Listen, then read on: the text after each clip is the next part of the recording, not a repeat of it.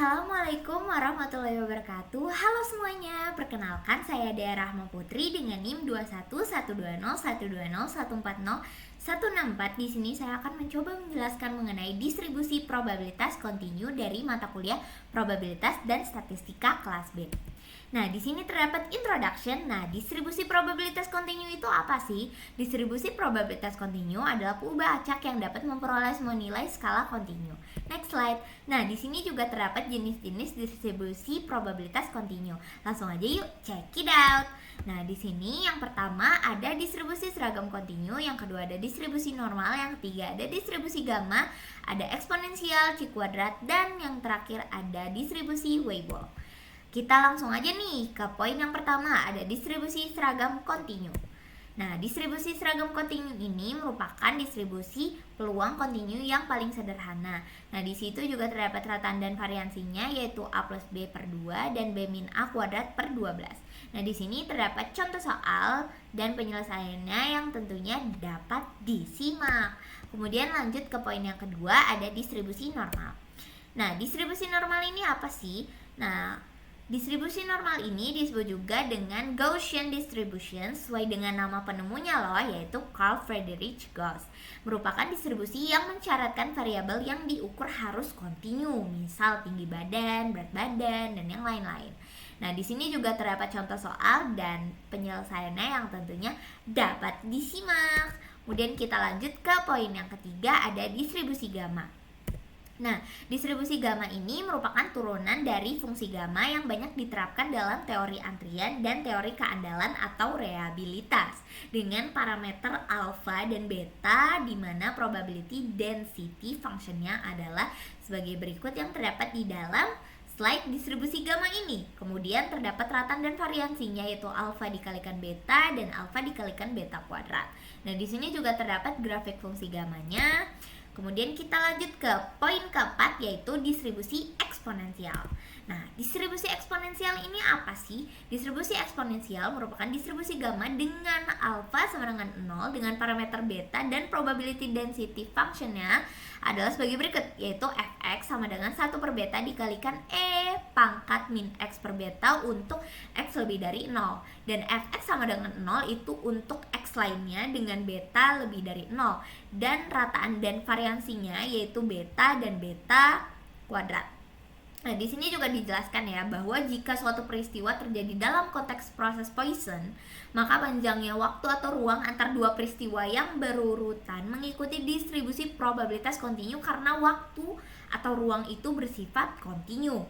Pengukuran seperti itu menghasilkan variabel random kontinu.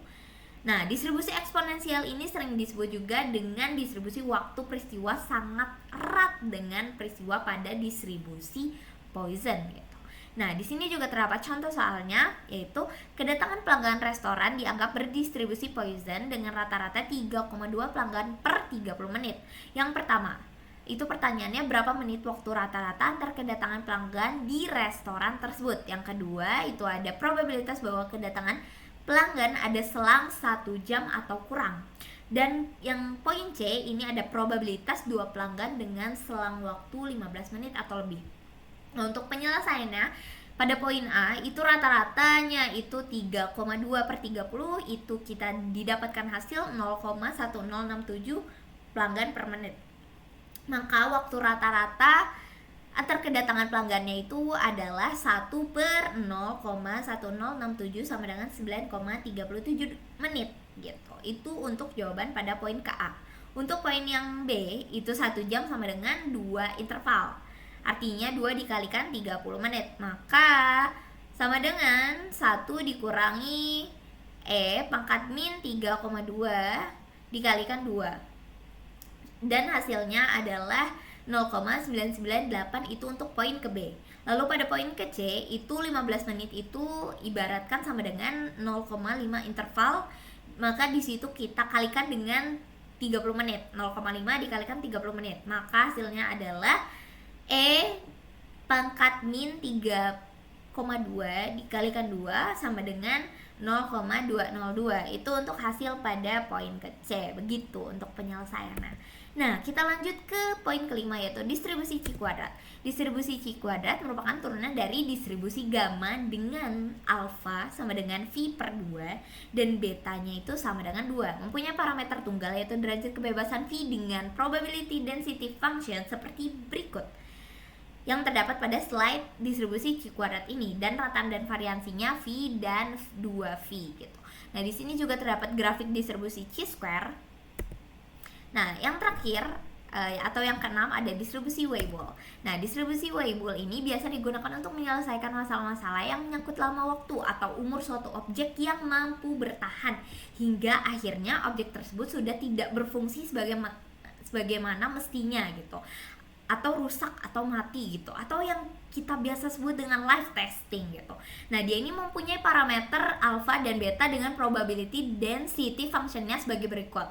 Nah, sebagai berikut terdapat pada slide di distribusi Weibull ini, dan rataan dan variansinya sudah tertera di situ, dan di sini juga terdapat grafik distribusi Weibull. Nah, sekian penjelasan dari saya, kurang lebihnya mohon maaf. Terima kasih telah menonton presentasi saya sampai akhir. Wassalamualaikum warahmatullahi wabarakatuh.